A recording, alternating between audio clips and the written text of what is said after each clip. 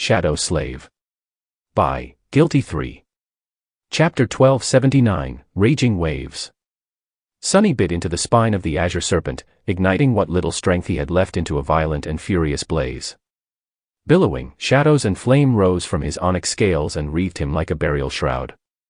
His eyes shone with mad, morbid, murderous malice and chillingly cold killing intent. His jaw pressed down with enough force to shatter mountains. But the spine of a great beast was much stronger than a mountain chain. It resisted his obsidian fangs, refusing to be broken, cracked, or even scratched. Die. Die. Drowning in fury, Sunny put all of his resolve, all of his hatred, and all of his desire into crushing the indestructible bone. He violently jerked his head left and right, gnawing on the spine like a rabid dog. If he could not bite through it, he would saw through it. If he could not saw through it, he would grind it down. The azure serpent was going to die, no matter what. It was already half dead, anyway. However, so was Sunny. He sensed the gargantuan body of the ancient Leviathan moving, and coldly refused to pay it any attention. It did not matter how the mad beast would try to destroy him, or if it would succeed. Sunny had already discarded his survival instinct. The mad beast could not reach him with its harrowing maw, which meant that it was not going to be able to kill him instantly. That was all he needed to know. As his fangs scraped against the spine of the azure serpent in a frenzy, the abomination's mangled body rose and ensnared Sunny like a crushing vice. Once he was caught in the coils, there would be no escape. He knew it, but he did not care. All he cared about was the feeling of a thin, shallow crack finally appearing under one of his fangs. The Leviathan's spine was giving. Die. As dark glee washed over his heart, the coils tensed, crushing his ravaged shell. The strength contained within them was unlike anything Sunny had experienced before. It was truly, and utterly, harrowing. Pressing down with harrowing strength, the azure serpent turned the marble carapace of the mantle into stone dust. The serpentine body beneath it was instantly broken, the onyx scales shattering, sharp edges of broken bones piercing the skin and protruding from the horrid wounds. There was blinding pain. But Sunny did not care.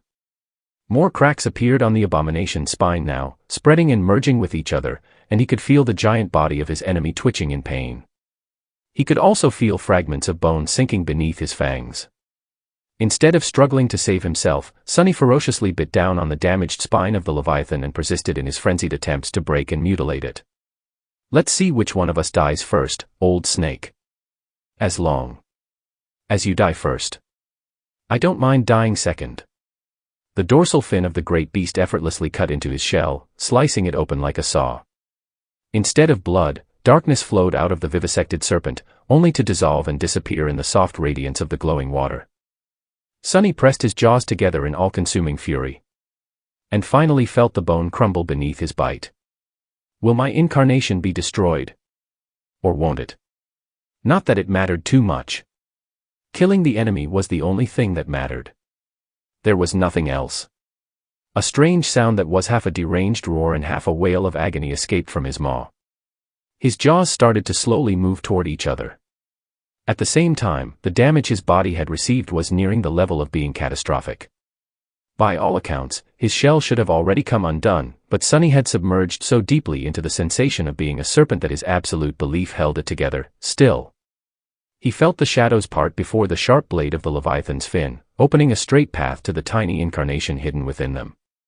Death was swiftly approaching. But, at the same time, he felt the spine of the azure serpent shattering as his fangs sank into the sweet marrow. The mad beast convulsed and let out a roar of blind agony. However, just like Sunny, it did not know surrender. It only had murder on its mind, and so, the vice of its coils only grew stronger, crushing and slicing the hateful worm with unquenchable wrath. It was only a matter of moments now before Sunny's defenseless shadow form would be destroyed. Death.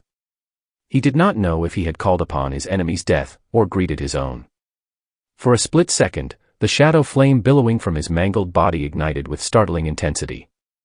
In Sunny's mind, everything disappeared. The only thing that remained was an imperative resolve to kill the enemy. His jaw snapped shut with a deafening clap. In the next moment, there was nothing but pain. Sunny lost his sight, his hearing, his smell, his sense of touch. Even shadow sense was gone, leaving him in an empty abyss where the only thing that existed was agony. All his thoughts were incinerated, and all his awareness was banished by torment. Ah. Ah. He couldn't even scream, because he had forgotten how. But, despite all that, he was satisfied. He was thrilled. He was happy. I killed it. Right. There was no way to know. But then, as if to answer his faint plea, a familiar voice whispered, "You have slain a great beast, Darren of the Twilight Sea. You have received a memory." The whispers flowed into his soul as darkness encroached on his mind. "Your shadow grows stronger." As the dark island swayed under the assault of furious waves, two broken silhouettes could be seen in the raging water, slowly drifting apart. One, much larger one, had a harrowing wound on its neck. Its spine was entirely snapped, and it was partially beheaded. A fire of indescribable madness was slowly fading away from the Leviathan's damaged eye, which was locked on the unmoving figure of the enemy even in death. The body of the azure serpent was slowly disappearing in the beautiful shine of the glowing waters as it fell into the depths. The other, smaller silhouette, was torn and ravaged beyond recognition. The serpentine body of the onyx beast was cut and broken, with harrowing wounds gaping across its entire length. It seemed to be on the verge of dissolving into a swarm of intangible shadows.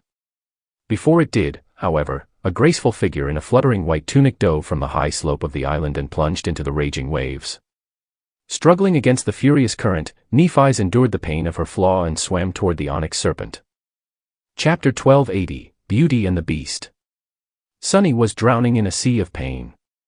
His mind, what little of it was left, had become faint and fragile, ready to collapse at any moment.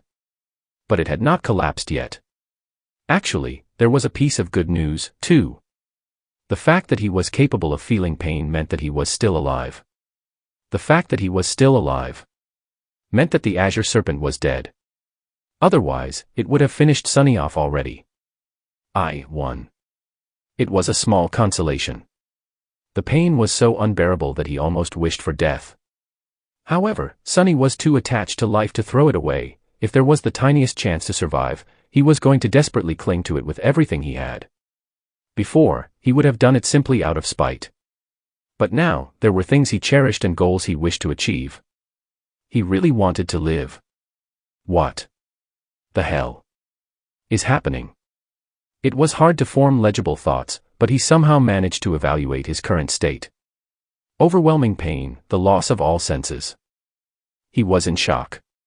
He was in a pain shock due to his shadow incarnation receiving severe damage. His soul had been wounded terribly. Which meant what? He didn't know. What was he supposed to do? Was there anything to do? Arg. It hurts. For now, Sunny decided to do his best to endure the pain and hold his crumbling mind together. It wasn't easy, or pleasant, or possible. But he persisted. He persisted with everything he had. And, after an eternity of torment, there was finally a change. Sunny seemed to regain his hearing. The first thing he heard was Neff's distorted cry, "Sunny! Don't die. Please." He was strangely annoyed. Crap. That was an order, wasn't it? She broke her promise. Not that it could change anything. It would have been great if Nephise giving him an order to survive magically restored his body and healed his wounds. But Sunny had to be able to execute a command for Shadow Bond to compel him into action, or inaction.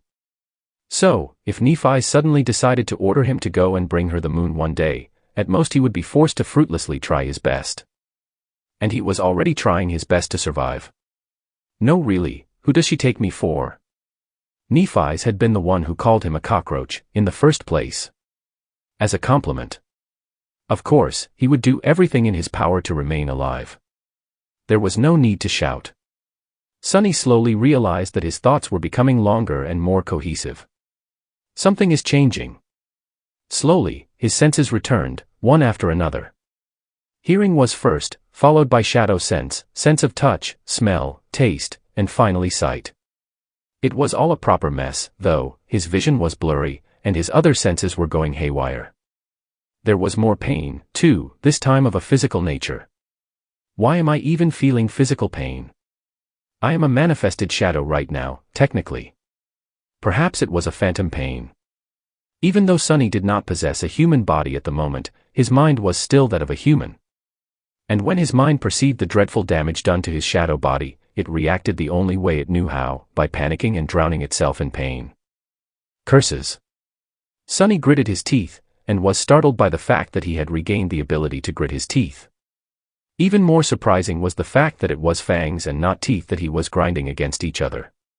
His shell seemed to have held together, somehow.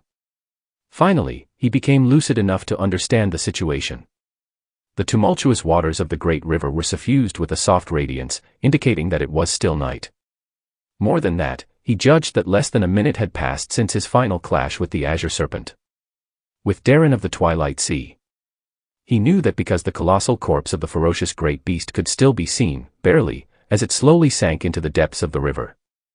The frightening silhouette of the ancient Leviathan grew smaller as it fell into the unfathomable depths and dissolved in the beautiful glow. A complicated mix of emotions rose in Sunny's heart when he saw his enemy dead.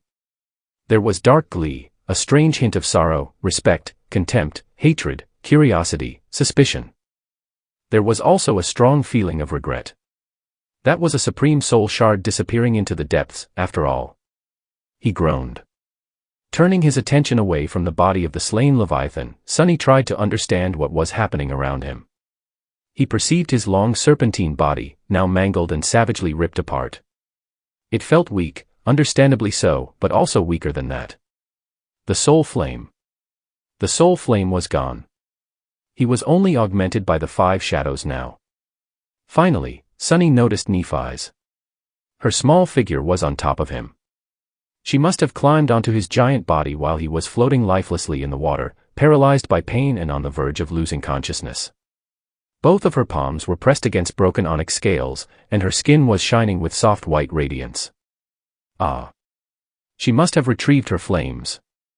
Nephi's was healing him.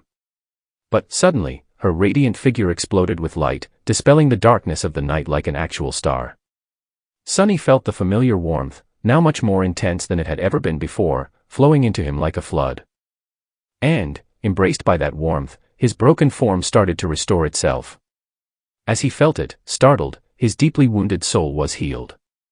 His half-destroyed shadow incarnation was restored to a pristine state. And, shockingly, even his serpentine shell knitted itself back together. The harrowing wounds closed, the shattered onyx scales glued themselves back together. By the time Neph's radiance wavered and fell, Sunny was as good as new. The pain that had been tormenting him receded, then disappeared completely. He was alive again. Nephi's fell powerlessly on his wide back. She remained motionless for a few moments, then dragged her body up and clutched to 2 of the horn-like spikes growing from the crown of his head, where the dorsal fin ended. Right. The Azure Serpent was dead, but they were still far from being safe. In fact, they were in mortal peril, much more so than when the great beast had been alive. It was because there was no one to stop the dark butterfly from conquering the carcass of the black turtle anymore. Worse than that, the abominable creature had surely noticed a blinding star suddenly igniting in the darkness of the night. It was bound to descend upon them at any moment. So, it was time for the second part of the plan. We actually made it so far, huh? It was time to leave the dark island behind, and run. Let's go, Neph. Dismissing Saint, Sunny spent a split second to gather the strength permeating the vast expanse of his mighty, serpentine body. Then, with Nephi's on his back, he lowered his head and dove into the endlessly flowing, radiant waters of the great river.